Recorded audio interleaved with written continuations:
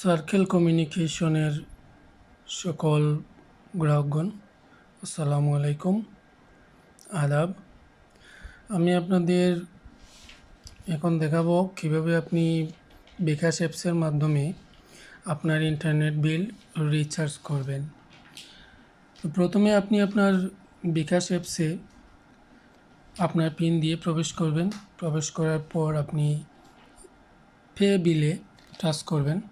Touch করার পর আপনি এইখানে যে প্রতিষ্ঠানের নাম ও ধরন দিন, এইখানে আপনি সার্চ করবেন ICC। এই যে আমি যেভাবে লিখছি আই পরে দুইবার সি, এই যে আমাদের ICC কমিউনিকেশন লিমিটেড চলে আসলো। এবার আমি এটাতে টাচ করব। টাচ করার পর বলছে আপনার সাবস্ক্রাইবার আইডি দিন, তারপর বলতেছি কন্ট্যাক্ট নাম্বার।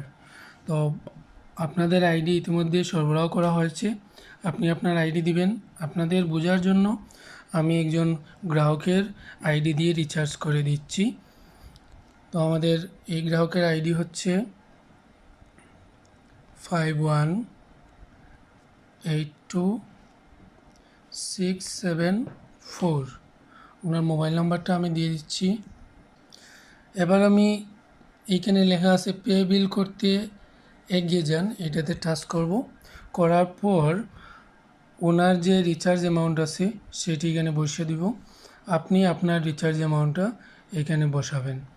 ওনার রিচার্জ অ্যামাউন্ট হচ্ছে 635, আমি এটা দিয়ে দিলাম।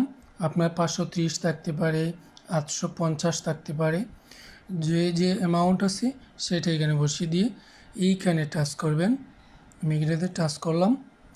এবার আপনি দেখবেন এইখানে আপনার নাম দেখাচ্ছে।